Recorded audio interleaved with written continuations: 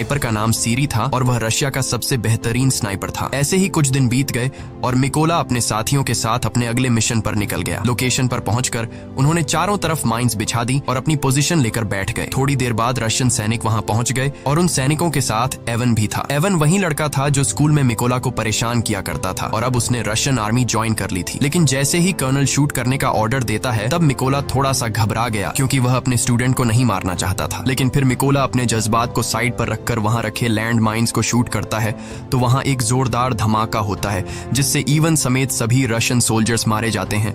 सब कुछ कंट्रोल होने के बाद कर्नल गुस्से में मिकोला से पूछता है कि जब मैंने शूट करने का ऑर्डर दिया तो तुम क्या सोच रहे थे, जिस पर मिकोला जवाब देता है कि उन रशियन सोल्जर्स में मेरा एक स्टूडेंट भी था, मैं उसे नहीं मारना चाहता था। यहाँ कर्नल ने मिकोला को समझाया कि उसे इवन की मौत का जरा भी दुख नहीं होना चाहिए क्योंकि यहाँ वो तुम्हारा स्टूडेंट नहीं बल्कि तुम्हारा दुश्मन था और रशियन आर्मी को ज्वाइन करना इवन का अपना फैसला था, इसलिए तुम्हें उसके लिए बुरा मानने की जरूरत नहीं। मिशन पूरा करके ये सभी अपने बेस कैंप पर लौट आए। कर्नल को मिकोला पर पूरा भरोसा था, वो अपना ज्यादातर वक्त मिकोला के साथ बिताता था। यहाँ कर्नल ने मिकोला को अपनी फैमिली फोटो दिखाई और उससे बताया कि उसकी फैमिली में 3 लोग हैं। उसकी दोनों बेटियां इस बात से अनजान हैं कि उनके पिता एक सोल्जर हैं। मैंने उन्हें बताया है कि मैं बिजनेस करता हूँ और मेरी वाइफ ने भी आज तक मेरे बारे में बच्चों को नहीं बताया कि मैं एक सोल्जर हूँ। यहाँ मिकोला ने भी कर्नल को अपनी पूरी कहानी बताई कि किस बेदर्दी से रशियन सैनिकों ने उसकी वाइफ को मार डाला। इस दौरान मिकोला काफी इमोशनल भी हो गया लेकिन कर्नल ने उसे संभाल लिया। अगली सुबह ये सभी अपने अगले मिशन पर निकल गए। ये मिशन काफी इंपॉर्टेंट था क्योंकि उन्हें खबर मिली थी कि रशियन सोल्जर्स का एक ग्रुप उस रास्ते से गुजरने वाला है। कर्नल और मिकोला जल्दी से लोकेशन पर पहुंचे और अपनी पोजीशन लेकर बैठ गए। थोड़ी देर बाद उन्हें 2 रशियन सैनिक दिखे जो अपनी बाकी की टीम का इंतजार कर रहे थे। यहाँ मिकोला ये नोटिस करता है कि उनमें से एक सैनिक वो है जिसने उसकी वाइफ को गोली मारी थी और वो मिकोला के ठीक निशाने पर था। यहाँ मिकोला ने गोली चलाने की परमिशन मांगी पर कर्नल ने ऐसा करने से मना कर दिया। अब मिकोला गुस्से से लाल हो रहा था क्योंकि सामने खड़े सोल्जर ने उसकी वाइफ को मारा था और उसने आर्मी को ज्वाइन भी इसलिए किया था ताकि वो अपनी वाइफ का बदला ले सके। इसलिए उसने दोबारा से फायर करने की परमिशन मांगी पर एक बार फिर कर्नल ने ऐसा करने से मना कर दिया। लेकिन अब मिकोला अपने जज्बात पर काबू नहीं रख पाया और उसने गोली चला दी। गोली लगने से उस सोल्जर की तुरंत मौत हो गई। लेकिन बुरी बात ये थी कि रशियन सोल्जर्स को उनकी लोकेशन का पता चल गया। कर्नल मिकोला से कहता है ये तुमने क्या कर दिया। लेकिन सबसे बुरी बात ये थी कि रशिया का सबसे खतरनाक स्नाइपर जिसका नाम सीरी था वो भी अपनी पोजीशन लेकर बैठा हुआ था और अब उसे भी उनकी लोकेशन का पता लग गया था। कर्नल भी ये बात जानता था कि सीरी पास ही है, इसलिए वो सीरी की तलाश करने लगा। लेकिन इससे पहले कि वो उसकी लोकेशन को जानता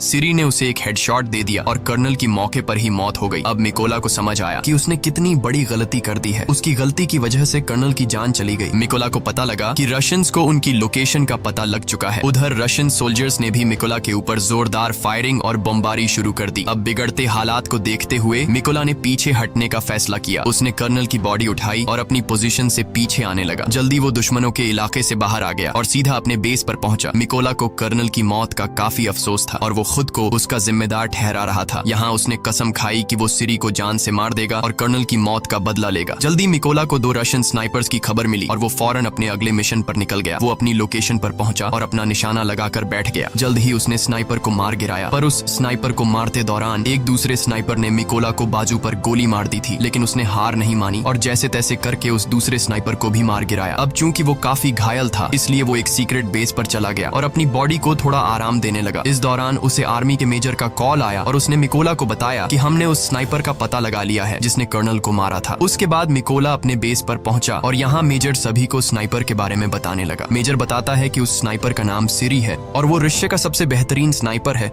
उसका निशाना आज तक गलत नहीं लगा। सीरी ने यूक्रेन के 6 सबसे काबिल स्नाइपर्स को मार गिराया है, इसलिए हमें उसे हल्के में नहीं लेना चाहिए। मेजर बताते हैं कि सीरी पहले यूक्रेन के सोल्जर्स को मारता है और फिर उसकी वीडियो बनाकर सोशल मीडिया पर अपलोड करता है ताकि यूक्रेनी सोल्जर हार मान ले। वो बताता है कि सीरी एक ऐसा स्नाइपर है जो आम तौर पर अपनी पोजीशन को चेंज नहीं करता और एक खास लोकेशन पर बैठकर अपने दुश्मनों का शिकार करता है। अब ये सभी लोग एक प्लान बनाते हैं कि वो सीरी की लोकेशन पर 2 टीम बनाकर जाएंगे। प्लान के मुताबिक उनकी पहली टीम रशियन सैनिकों पर सामने से अटैक करेगी और जब वो इस अटैक में बिजी होंगे तो उनकी दूसरी टीम उन लोगों पर पीछे से हमला करेगी। इस मौके का फायदा उठाकर मिकोला बिल्डिंग के अंदर जाएगा और सीरी को मार देगा। पूरी प्लानिंग हो जाने के बाद ये सभी उस लोकेशन की तरफ निकल गए। लोकेशन पर पहुंचकर सभी स्नाइपर्स ने अपनी पोजीशन ले ली और अपना निशाना लगाकर बैठ गए। उधर मिकोला भी चुपके से बिल्डिंग में एंटर हुआ जहां उसे 2 रशियन सोल्जर्स दिखे जो अपने बातचीत में मसरूफ थे। मिकोला ने बिना देर किए उन दोनों को मार डाला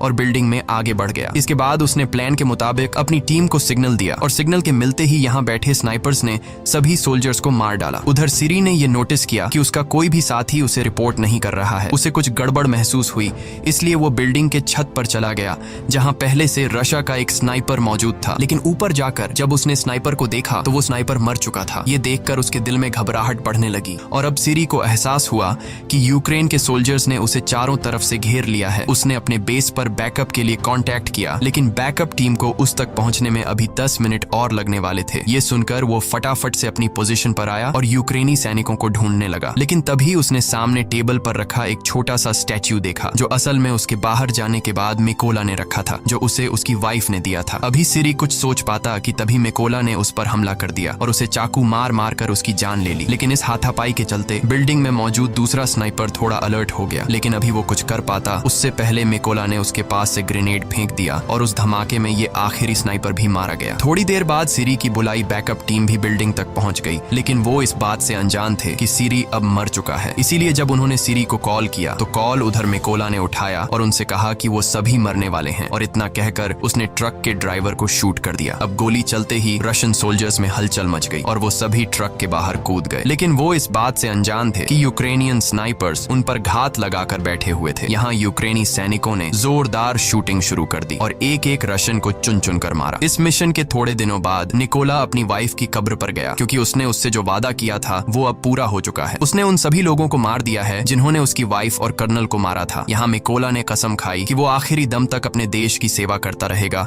और इतना कहकर वो वहां से चला गया। और इसी के साथ ये फिल्म खत्म हो जाती है। अगर वीडियो आपको अच्छी लगी हो तो हमारे चैनल को सब्सक्राइब और वीडियो को लाइक जरूर कीजिएगा।